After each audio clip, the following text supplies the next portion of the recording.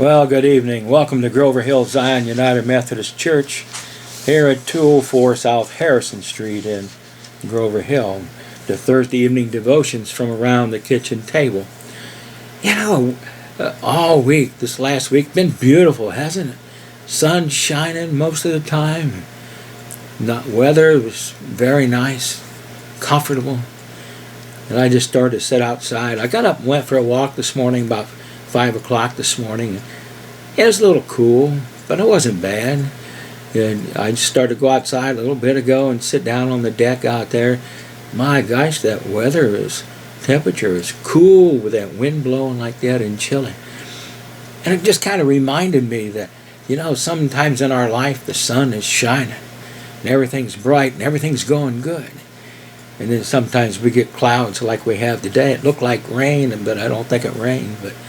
But still, sometimes the clouds cover up the sunshine. The clouds kind of take away our joy, and we're faced then with an uncertain future. We don't know what's going to happen when darkness falls upon us, do we?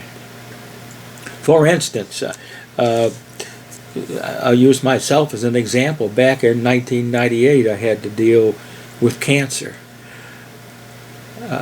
When I got the diagnosis, I don't remember being afraid. I just remember wondering what the future held. 'Cause that's not a pleasant thing to hear. And then again in 2014, I had open heart surgery.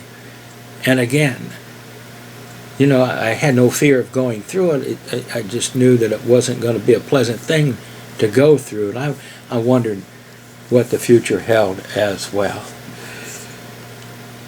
Those things, maybe they can heal them things or cure them, but they're not pleasant to go through always. Things worked out for me all right, okay, and I've been really blessed throughout the years. But sometimes we get a little anxious when our future is uncertain and we don't know what lies ahead, or we don't even have an idea. And it's kind of the fear of the unknown, And it's pretty common to be afraid, but we don't have to fear. It's more of a curiosity for me, what lies ahead, and I don't mean to trivialize that at all. We have cause to be concerned at times when we go through those things. It's perfectly normal.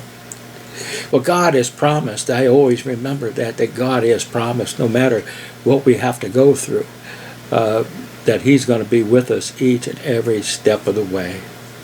Each and every step of the way. John Wesley, the founder of the Methodist Church, or Methodism, he said that his last words were, in fact, his dying words were, "The best of all is God is with us."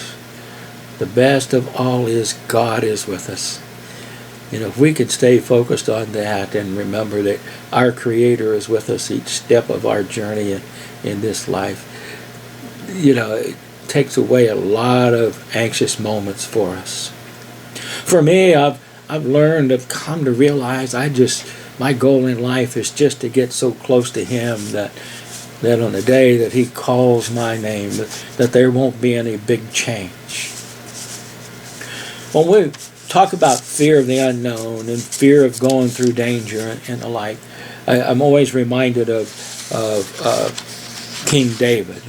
David, when he was a young boy, each and every day of his life, he faced a lot of danger in trying to protect his flocks, his sheep.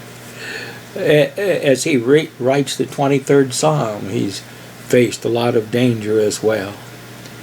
And he wrote these words, perhaps you remember them, from Psalm 23. "The Lord is my shepherd, I shall not be in want. He maketh me to lie down in green pastures. He leadeth me beside the still waters. He restoreth my soul. He leadeth me in the paths of righteousness for His name's sake.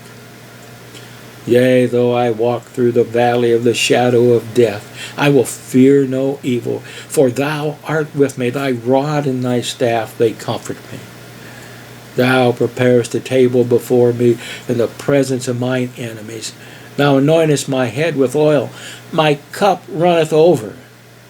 Surely goodness and mercy shall follow me all the days of my life, and I will dwell in the house of the Lord forever. As David writes these words, he knows the Lord is with him. The Lord has promised to be with him. The Lord will always be with him, even in the face of an unknown future. The Lord will be with him. Well, let me just take a couple of minutes before I close this. There's so much more I could say on this. Maybe we'll do that in the future, of facing an unknown future. But there's a story that about being calm in the storm, and it's told by Ron Mell. He tells of a woman caught up in a frightening storm in the middle of the Atlantic Ocean. She was aboard a luxury liner, of course, carrying a large number of children. The woman saw that everyone else was panicking and running to and fro through all the passengers as they were going through this storm. And all this was upsetting the children. So she gathered them all together, and she began telling them Bible stories to keep them calm. The children became quiet, captivated by the wonderful stories that she was telling.